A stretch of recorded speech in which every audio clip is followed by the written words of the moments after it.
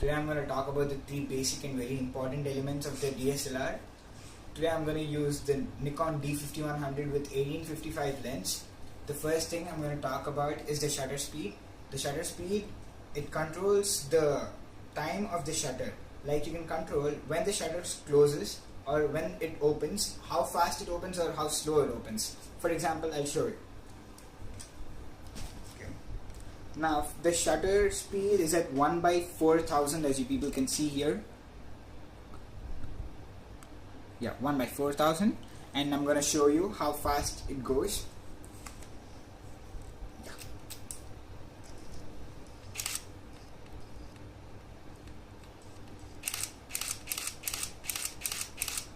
That's how fast the shutter moves when you put it at the high shutter speed.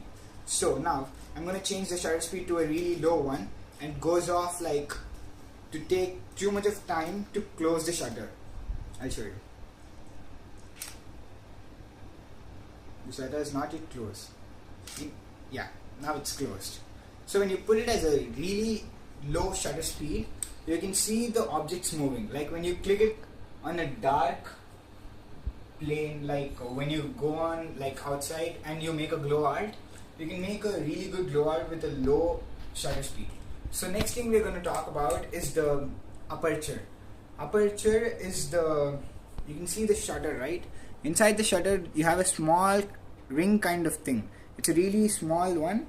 When I increase the aperture, the ring goes really small. I can show you the digital form of that one.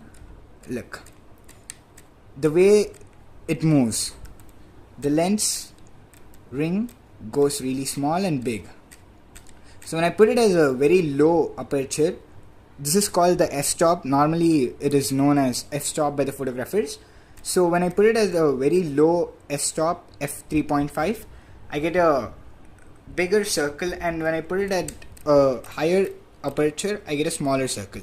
So basically aperture is used to control the amount of light entering into your lens, so that you can change, like, you know, it's a combination of ISO and the shutter speed. So the last thing I'm going to teach you people today is ISO.